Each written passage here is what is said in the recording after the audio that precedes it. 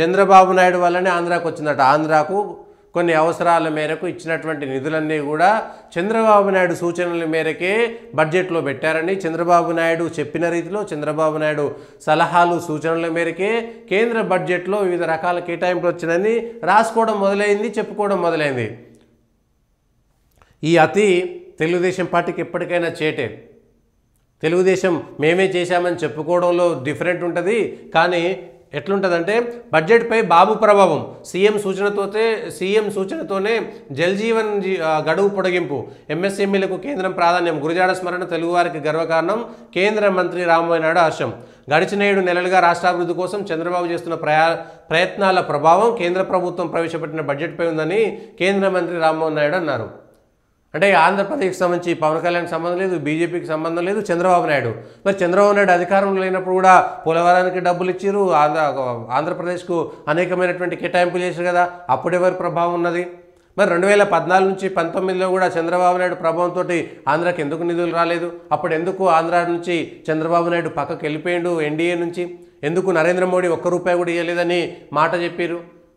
అంటే ఏం చేసినా చంద్రబాబు నాయుడిని ఈ మీడియా వల్ల, ఈ అనవసరమైనటువంటి హైప్ వల్ల అది విపరీతమైనటువంటి వ్యతిరేకత వస్తుంది.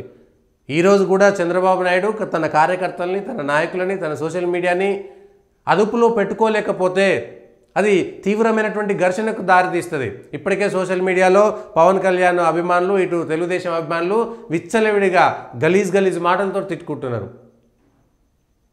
ఏదో ఫేక్ ఐడియాలతోటి, ఇంకో ఐడియాలతోటి ఇటు తెలుగుదేశం అభిమానులు, అటు జనసేన అభిమానులు మాదంటే మాది పై చేయనటువంటి చెప్పుకునేటువంటి ప్రయత్నం.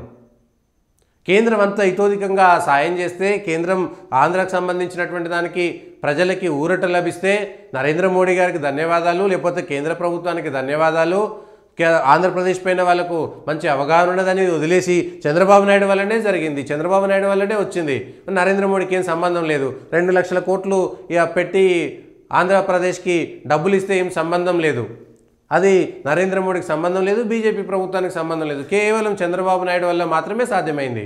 మరి ఫెయిల్ అయినాయన్నీ కూడా చంద్రబాబు నాయుడు వల్ల అయినాయా అంటే అది మాత్రం సమాధానం లేదు. ఫెయిల్ అయినాయన్నీ చంద్రబాబు నాయుడు వల్ల కాలేదా? మరి అంటే సక్సెస్ అయింది మాత్రమే చంద్రబాబు నాయుడు వల్లనా? ఇది కూడా సమాధానం చెప్పుకోవాల్సినటువంటి సందర్భం. ఇదే మీడియాలో వచ్చినటువంటి అన్నిటికి సంబంధించినటువంటి అంశంలో ఆంధ్రప్రదేశ్కు పోలవరం ప్రాజెక్టుకు 5,936 కోట్లు, ప్రాజెక్టు నిర్మాణానికి బ్యాలెన్స్ గ్రాంట్గా 5,000 కోట్లే, విశాఖ స్టీల్ ప్లాంట్కు 3,295 కోట్లు, విశాఖ పోర్టుకు 730 కోట్లు, ఆరోగ్య వ్యవస్థల బలోపేతానికి 162 కోట్లు, జీరో బడ్జెట్ నేచురల్ ఫార్మింగ్కి 186 కోట్లు, లెర్నింగ్ ట్రాన్స్ఫర్మేషన్ ఆపరేషన్కు 375 కోట్లు, రాష్ట్రంలో రోడ్లు వంతెనల నిర్మాణానికి 240 కోట్లు, ఏపీ ఇరిగేషన్ లైవ్లీవుడ్ ఇంప్రూవ్మెంట్ కోసము 242 కోట్లు. ఇవి ఆంధ్రప్రదేశ్కి వచ్చినటువంటివి. 35,491 కోట్ల ప్రత్యేక గ్రాంటు ఆంధ్రప్రదేశ్కి ఇచ్చినటువంటిది. మొత్తం పన్నుల్లో వాటా 57,566 కోట్లు పన్నులకు సంబంధించినటువంటి వాటాలు.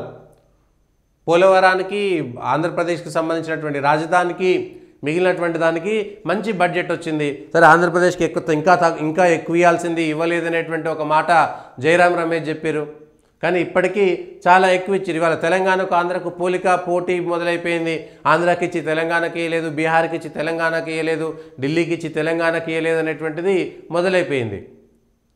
సో ఆంధ్రప్రదేశ్కి సంబంధించి ఇది చంద్రబాబు నాయుడు మ్యాజికా, నరేంద్ర మోడీ ఇచ్చినటువంటి బడ్జెటా? ఆంధ్రప్రదేశ్లో ఉన్నటువంటి చంద్రబాబు నాయుడు గారు సమానం చెప్పాలి. ఇవాళ రామ్మోహన్ నాయుడు గారు అంటే ఆయన చంద్రబాబు నాయుడుకి స్వామి భక్తి చూపించుకోవచ్చు, నరేంద్ర మోడీకి ఏం సంబంధం లేదా? అంటే వాళ్ళు బీజేపీని, నరేంద్ర మోడీని విలన్గా చూపించారు వాళ్ళే. అవసరం వచ్చినప్పుడు హక్కున చేర్చుకున్నది వాళ్ళే, కలిసింది వాళ్ళే. ఆంధ్ర ప్రజలు ఖచ్చితంగా ఆలోచన చేయాల్సినటువంటి అవసరం ఉంది. విపరీతమైనటువంటి ద్వేషం, విపరీతమైనటువంటి కోపం, విపరీతమైనటువంటి ప్రేమ, విపరీతమైనటువంటి ఆరాధన, ఇవి అవసరమా? ఆంధ్రప్రదేశ్లో ఉన్నటువంటి ప్రజలు ఒకసారి ఆలోచించాల్సినటువంటి అవసరం కూడా ఉన్నది. ఎవరు మంచి చేసిరు, ఎవరు చెడు చేసిరు, ఎవరు వాడుకున్నారు, ఎవరు వాడుకోవడానికి ప్రయత్నం చేసిరు, ప్రజలకు ఎవరు మేలు చేసినటువంటి అంశంపైన స్పష్టత ఇవ్వాల్సినటువంటి అవసరం కూడా ఉంది. ప్రజలు ఆలోచన చేయాల్సినటువంటి అవసరం కూడా ఉంది. రాష్ట్ర విభజన హామీలకు సంబంధించి కేంద్రం తాజా బడ్జెట్లో మాట నిలబెట్టుకుంది. అమరావతి, పోలవరం ప్రాజెక్టు నిర్మాణాలకు కేటాయింపులు చేసింది. విశాఖ ఉక్కుకు కూడా నిధులు సమకూర్చింది. అన్ని హామీలు నెరవేర్చేందుకు పోలవరాన్ని పూర్తి చేసేందుకు కట్టుబడి ఉన్నామని చెప్పింది. సాయం చేసింది.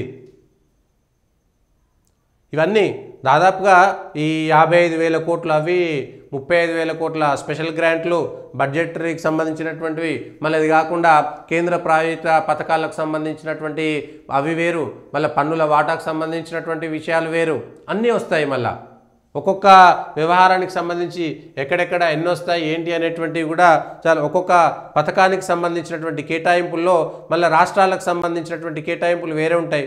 రాష్ట్రాలకు ఎక్కడెక్కడ ఎన్ని వస్తున్నాయి ఏంటి అనేటువంటిది కూడా ప్రత్యేకంగా ఉంటాయి. ఆ పన్నులకు సంబంధించినవి కాకుండానే పథకాలకు సంబంధించి కేంద్రానికి సంబంధించినటువంటి పథకాలు ఏవే ఉన్నాయి, ఆ పథకాల నుంచి ఎంత బడ్జెట్ వస్తుందనేటువంటిది కూడా పథకం ద్వారా వస్తుంది.